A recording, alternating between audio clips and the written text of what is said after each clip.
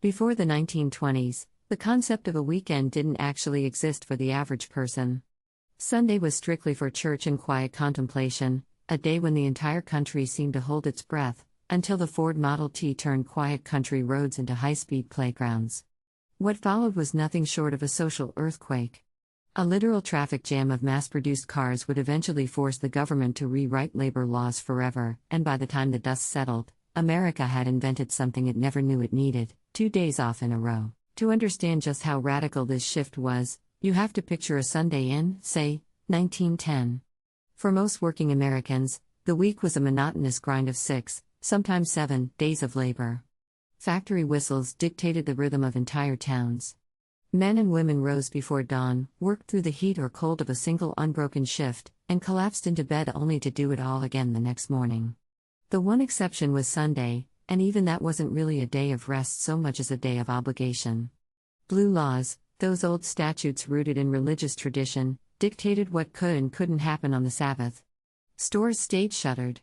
Saloons were padlocked. In many towns, you couldn't even buy a newspaper or a stick of gum. The unspoken rule was stillness. Sunday belonged to the church pew, the family table, and quiet contemplation, not to pleasure and certainly not to movement. For working-class families, this meant Sunday afternoons were confined almost entirely to the front porch. That humble strip of wood and shade was, in a very real sense, the entire social world for millions of Americans. Neighbors would rock in their chairs, children would chase fireflies in the yard, and conversation would drift lazily from one porch to the next. It was intimate, but it was also profoundly limited. If you lived in a mill town in Massachusetts or a farming community in Ohio, your Sunday was your street, your block, maybe your church parish at best. The idea of simply deciding, on a whim, to see what lay 20 miles down the road was almost unthinkable. Travel required planning, money, and usually a horse and buggy that most working families simply didn't own. Geography itself was a kind of social cage, and the front porch was where you sat inside it. Then came the Model T, and everything about that cage started to rattle. Henry Ford's obsession with the moving assembly line had already begun revolutionizing industry by the early 1910s, but its true cultural detonation happened in the years that followed, when the price of a car dropped low enough that a factory worker could actually save up and buy one. By the early 1920s, a Model T could be had for around $300, a price that kept falling as production techniques improved. Suddenly, the automobile wasn't a rich man's toy paraded around for status. It was parked outside the same triple-decker apartment buildings and modest farmhouses where, just a decade earlier, a horse-drawn wagon would have been the height of ambition. This was the mechanical key that unlocked the geographical boundaries of the traditional Sabbath, and once that lock clicked open, there was no putting the country back the way it was. What happened next was almost instinctive. Families who had spent generations tethered to a 5-block radius on Sundays suddenly found themselves with the means to simply go. And go they did, in astonishing numbers. The Sunday drive became an overnight phenomenon, not because anyone planned it that way, but because it filled a hunger that had been building for decades. People wanted to move. They wanted to see something other than the same porch, the same street corner, the same familiar faces they'd been staring at their whole lives. The automobile offered an answer that religion and tradition never could: motion as a form of freedom. Picture a typical Sunday morning in 1923. The family still went to church, that ritual hadn't disappeared, but the moment the service ended, something new happened. Instead of retreating to the porch, families piled into their Model T, dressed in their Sunday best, and pointed the hood ornament toward the countryside. There was rarely a specific destination in mind. The drive itself was the point. Fathers who had spent the entire week hunched over factory machinery suddenly found themselves behind a wheel, commanding a machine that could carry their whole family past the edge of town and into a world that had, until recently, been entirely theoretical to them. Mothers packed picnic baskets.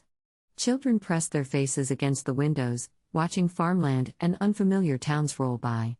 For many families, these Sunday drives were the first time they had ever seen the town 20 miles over, let alone explored it. This new mobility didn't just change what people did with their Sundays, it fundamentally rewired what leisure itself meant in America. Dusty country roads, previously used almost exclusively for hauling crops or delivering mail, transformed into something closer to recreational corridors. Enterprising locals noticed the shift almost immediately. Farmers began setting up simple roadside stands selling lemonade, fresh produce, and homemade pies to the steady stream of Sunday travelers. What we now recognize as the classic roadside attraction, the diner, the fruit stand, the scenic overlook with a hand-painted sign, was being born in these years, almost entirely as a byproduct of families looking for somewhere to stop on their drives. The road itself became a destination, not just a means of getting to one, but this newfound mobility came with an unintended consequence that nobody quite saw coming: congestion. It's almost comedic to imagine now, but by the mid-1920s, popular scenic routes and roads leading out of major cities were experiencing genuine, honest-to-goodness traffic jams on Sunday afternoons. Newspapers of the era ran stories, sometimes with a tone of bemused astonishment, describing miles of Model Ts crawling bumper to bumper along routes that had been nearly empty just 5 years earlier. Roads engineered for horse-drawn traffic simply weren't built to handle the sheer volume of automobiles now flooding them every weekend. Local governments scrambled to widen roads, add signage, and in some cases station police officers specifically to manage the Sunday rush, a phenomenon that would have sounded like science fiction just a decade before. This chaos, as frustrating as it must have been for the people stuck in it, actually served a much larger cultural purpose. It made visible, in the most literal traffic jam sense, just how many Americans now had access to leisure travel. And leisure travel, once experienced, is very hard to give back. Workers who had tasted the freedom of a countryside drive weren't eager to return to a life defined entirely by factory whistles and porch-bound Sundays. A cultural appetite had been created, and industry leaders, whether they liked it or not, were about to be forced to reckon with it. Enter Henry Ford again, this time not as the man who put America on wheels, but as the man who, almost accidentally, helped invent the modern weekend. In 1926, Ford made a decision that stunned much of the business world. He announced that his factories would move to a 5-day, 40-hour workweek, giving his employees not just Sunday, but Saturday as well, as a day of rest. Ford's stated reasoning was surprisingly pragmatic. He believed, correctly as it turned out, that workers needed leisure time in order to actually enjoy and crucially spend money on the very products industrial America was producing, automobiles very much included. A worker who was perpetually exhausted from 6 days of labor had neither the time nor the energy to take a Sunday drive, let alone buy the car, the gasoline, and the picnic supplies that made such a drive possible.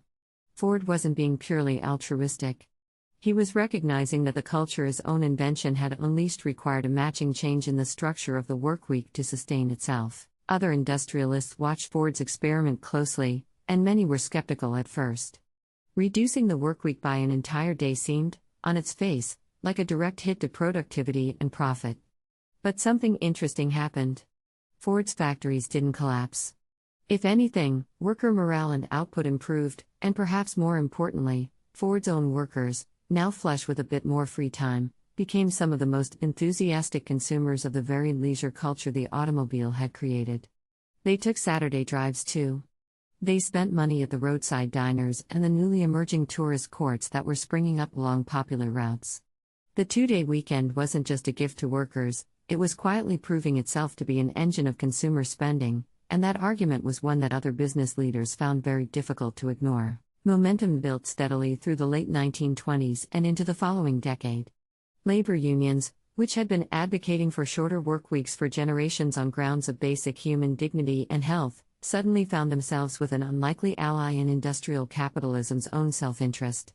The 2-day weekend, once dismissed by many employers as an indulgent fantasy, started to look less like a threat to productivity and more like the logical next step in an economy that increasingly depended on leisure spending to keep its factories running. By the time the Fair Labor Standards Act was signed into law in 1938, cementing federal protections around the standard workweek, the cultural groundwork had already been laid over more than a decade of Sunday drives, roadside picnics, and yes, plenty of honking, bumper-to-bumper traffic jams on country roads never designed for the automobile age. What's remarkable, looking back on it now, is how organically the whole thing unfolded. Nobody in Detroit sat down in 1908 and declared they were about to invent the American weekend.